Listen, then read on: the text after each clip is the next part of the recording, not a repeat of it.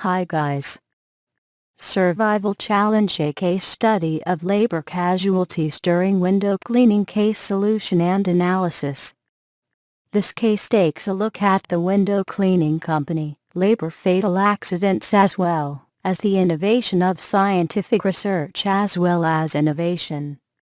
Complications reviewed in case consist of casualties stated through staff members throughout job.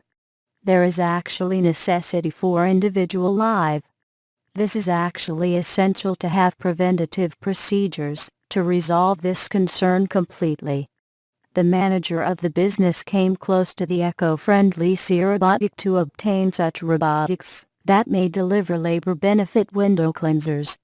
The business acquired a robotic for USD 670.